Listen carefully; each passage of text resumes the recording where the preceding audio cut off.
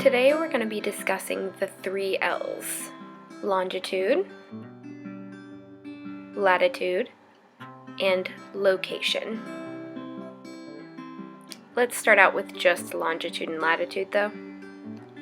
So to start off with a simple definition of longitude, it is the distance east or west of the prime meridian. The prime meridian is an imaginary line that runs vertically down the center of the Earth. One fun fact about the prime meridian actually is that it runs directly through Greenwich, London. Next is latitude. Latitude is just the distance north or south of the equator. The equator, similar to the prime meridian, is just an imaginary line that runs horizontally through the center of the Earth.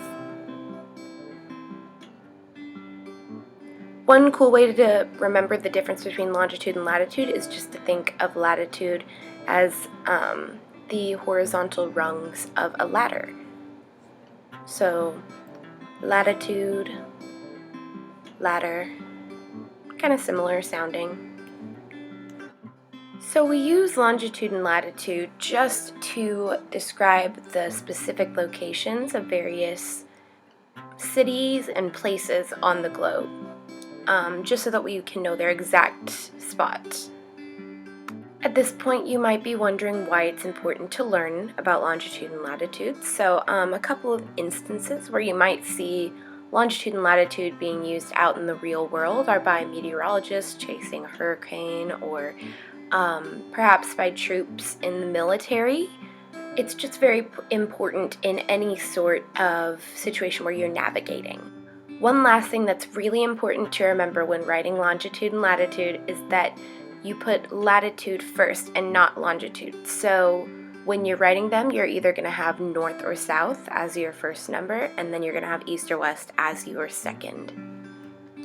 So I just want to take this time to ask you guys a couple of questions just to make sure you've been following along with me, so they're not too hard. Here we go. How do longitude lines run? If you answered vertically, you answered correct. True or false, longitude comes before latitude when writing location. If you answered false, you are correct. What is the equator? If you answered an imaginary line that runs horizontally through the center of the Earth, you are correct. So, now that we have learned a bit about longitude and latitude, let's put the knowledge into action. As you can see, I have drawn a map of Indiana here with a few cities. There are 2 different situations you might be in with longitude and latitude. You might be given a place and told to find the longitude and latitude of that, so let's try that out first. I've chosen Valparaiso for us to try that out with. When writing longitude and latitude, we start with... That's right, we start with latitude. So, you may have noticed that the numbers on the map are whole numbers, so we're going to be using decimal points to estimate the exact location of Valparaiso. So let's start with our latitude over here. I would estimate probably about 41.3 or 4. And next we can estimate our longitude.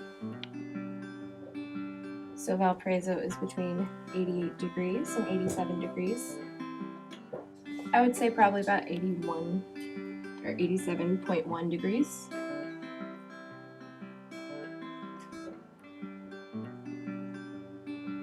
And that is really all there is to it.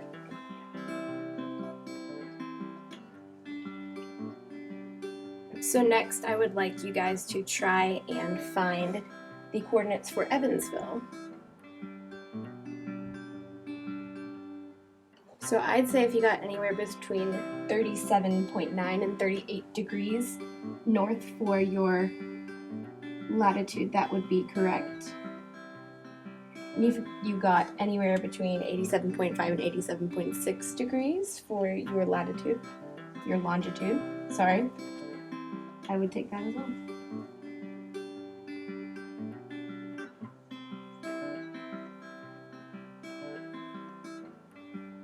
The other situation you may be put into with longitude and latitude is being given the longitude and latitude and having to find the specific location, probably a city of that coordinate. So as you can see, there are a couple of coordinates that I've written up here, and I would like you to use these coordinates to find the city in Indiana that it matches.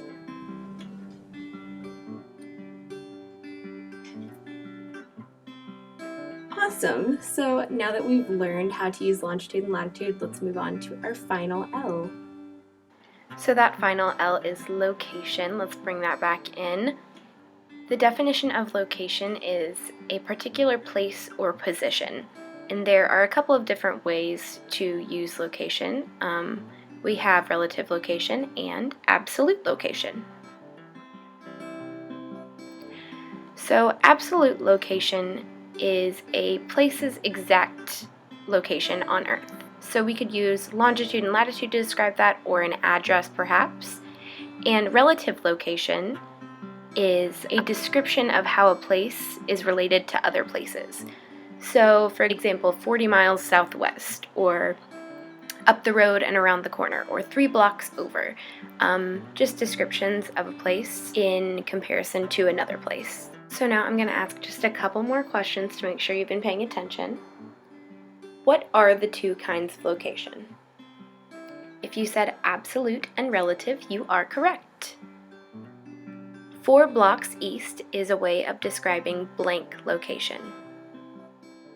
If you said relative, you are correct. What are some methods of describing absolute location? If you said address and latitude and longitude, you are correct. True or false? Absolute location is a place's exact location on Earth. If you said true, you are correct.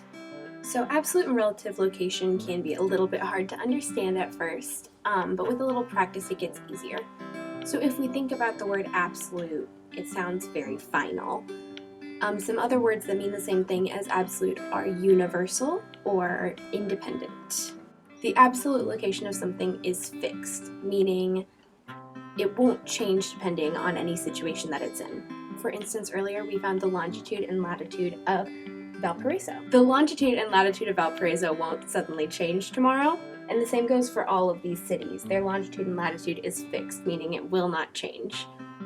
And that makes it their absolute location. So if absolute means independent, relative means dependent. Relative location depends on the location of other places.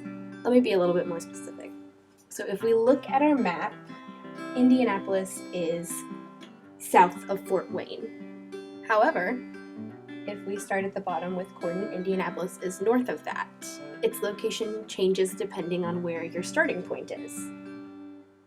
That is its relative location. So if we're talking about me, my absolute location right now is Bloomington, Indiana, but my relative location is in front of this whiteboard or behind this camera filming me. Now I'm going to ask you to give both a relative location and an absolute location of Crawfordsville, Indiana. Good job!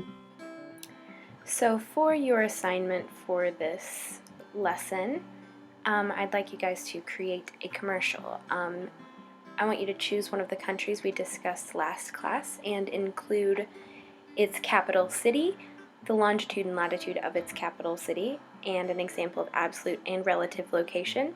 And then also you're going to be including a couple other things we'll be discussing next class.